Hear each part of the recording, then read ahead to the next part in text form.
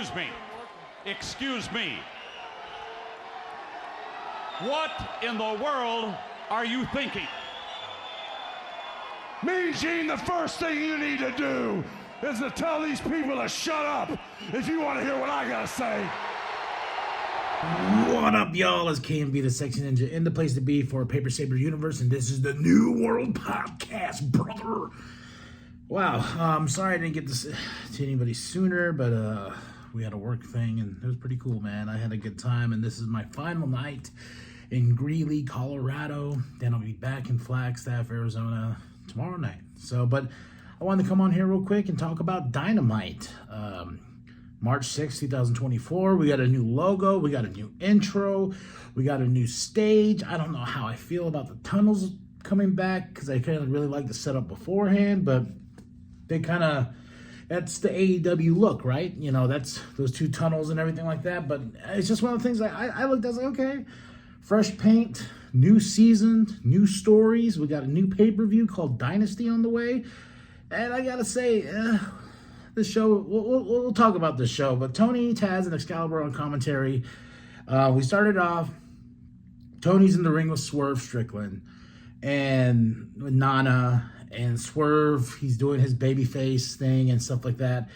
And he's telling the crowd, like, yo, I feel like I don't deserve this. I know, I don't, but y'all rooted for me. Y'all cheered for me. And of course we did, because whose house? Swerve's house. Boom, da, you know? And I feel like that match should have just been between Joe and Swerve, but it wasn't. We had Hangman Adam Page, and I made that very clear on a few podcasts, but, you know, it is what it is. It's Tony Khan. He likes to book things weirdly sometimes, but here comes Joe. Joe is interrupting. And then here comes Undisputed Kingdom, because we got Wardlow. He's in the mix. And, it was funny. He's like, even though they've been having this Wardlow thing for a while, now they're going to have Wardlow versus Samoa Joe at Big Business next week. Already tells me that Joe's walking out with that championship. We're going to get Swerve and Joe at Dynasty. That's just my feeling about this. Like, you know, because I don't see Wardlow as a champion. He's mentioned some things too as well, saying like, hey, you know, I've been overlooked, I've been this, I've been that, you know, blah, blah, blah. But still, I don't see him as a champ yet. That's just me. I don't see him as a champ yet. So we have this, but then it sets up Swerve and Joe versus the Kingdom. And of course, Swerve and Joe get the win. You know, after Adam Cole came out, Adam Cole, they all came out first, and they railed to the back. Roderick Strong, new champ and everything. And then afterwards, Swerve got choked out by Joe, and Wardlow's out there watching, and Joe's being so seductive about it. He's all holding on. Yeah, you want to fight me? Next week, bruh. But he choked out Swerve, and next week, Big Business is the match between Joe and Wardlow. Next up, we have Hook versus Brian. Oh, wait, no. Take that back. Renee's with Hook before this, and I groaned. Oof. So Renee's with Hook. Here comes Jericho. I'm like, why the fuck why? I'll tell you why, because he's like, oh, well, you know, your dad, blah, blah, blah, when I was the Lionheart, remember that? Remember those days? And you were in the ring, you dropped me on my head pretty bad, so, you know, I think, yeah, and I'm like, so we're tying Jericho with another young talent again. Another, like we did with Sammy, and I was just like, go away. It's just my opinion. I'm just like, go away. So this happens. Bucks, they have this great moment. They're, you know, holding the mics like this, and they're like, we are going to make an announcement. You know, Tony Khan style, that cringy way. He just says, hi, guys, AEW here. We got a big announcement coming, you know. Bucks made fun of that. I appreciate it. That's why I like these Bucks. These Buckaroos, as Jim Cornette calls them. But here we go. Hook versus Cage. I'm guessing it was FTW rules because they had tacks, they had chairs, they had all types of things. And gotta throw that harder. Hook beating Brian Cage. It doesn't make sense to me. like how Hook got this championship opportunity against Joe. Yeah, he was undefeated. He has this long streak and stuff like that. And yeah, I know Tony Khan went on the Twitter and was like, you know, Jinder Mahal. And I'm just like, and then this I don't know. It was an okay match. But the fact that he got the pin on Brian Cage just makes Brian Cage look like a bitch. Like, Brian Cage is huge compared to Hook. Like, this does not make sense to me. Like, in my wrestling brain. Then, of course, here comes Gates of Agony. They beat down Hook, and then here comes Jericho. He's got his bat. My favorite part about this, though, is Jericho's coming out with the bat. He doesn't even, look at or even check on Hook. He's, like, throwing the thing. He's got his bat because that's his thing, and he's telling the crowd, come on, get hyped and everything like that. And it's just like, you're here to save this guy, so wouldn't you, like, at some moment, instead of making it all about you, wouldn't you go and check on the person you're saving? You know, he didn't do that once, and I was like, oh, okay. Sting's final match, big tag team tournament now that's gonna go, and I don't. Tony likes these little gimmicky things, which is funny because he's calling it why can't we have our own bracket madness? March is gonna be the most biggest thing for AEW and tag team and everything like that. So we got a fucking tournament, damn it. Just like they do in the basketball stuff, you know? We got our own bracket madness, huh? That's what we got coming. So Renee's backstage. She's with Orange. Orange's like, yeah, I lost. And they're with best friends. Chuck's still hurt. He says, Trent, Orange, why don't you guys enter that and go win the big one? And I was like, the tag team titles is the big one? Okay. I would think the big one would be what's on Joe's shoulder, but I guess the tag team titles are the big one around here. That's what they told me. Renee, again, like I said, this show's all over the place. Renee's again with Kyle O'Reilly, and I could smell Kyle O'Reilly through the TV. The man looks like a bum. He doesn't look good. The long hair, and looks like he's wearing dirty clothes and stuff like that. He just doesn't look good. He doesn't look like the Kyle O'Reilly I know, but he's like, yeah, you know, Undisputed Kingdom, they're my homies, but I fell off the mountain pretty damn hard. I'm like, you think? I know with all these issues and stuff like that, but when he came back, I was like, he doesn't look like the same Kyle. Is this the same guy that can go? You know, and nothing against him, but he just doesn't look like the Kyle that we have loved for a long time. So, so, you know, he says he has to climb his way back up the mountain and this and that. And then we go into, let's see, sorry. We're going into, because it's Ray. Okay, here we go. Kill Switch versus Daddy Magic. Who do you think is going to win? Kill Switch, Christian on commentary.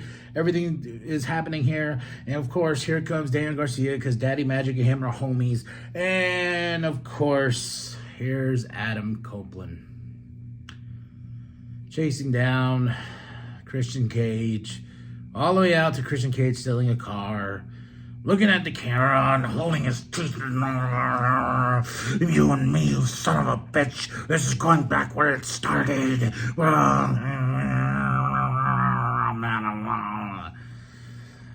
And I'm like, I jumped ship just so you can start a feud with a dude that you already had a feud.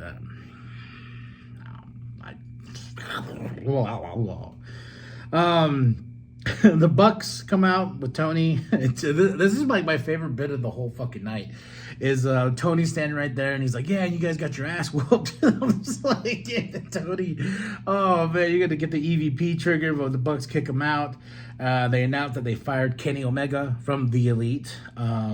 They suspended Hangman Page from the Elite, so he's gone for a while. And I've heard the rumors that he's taking some time off. Eddie Kingston interrupts. He comes out. He's like, yeah, if I talk smack about y'all, throws money at them and gets in the fight. Then the big one for AEW here. You know, a moment that we've been waiting for. When is this man going to come overseas and be here in the States? Who's he going to wrestle for? WWE, AEW? So the choice is clear. Okada is All Elite, and he's now part of the Elite. I want to know your reaction because when it happens, I was like,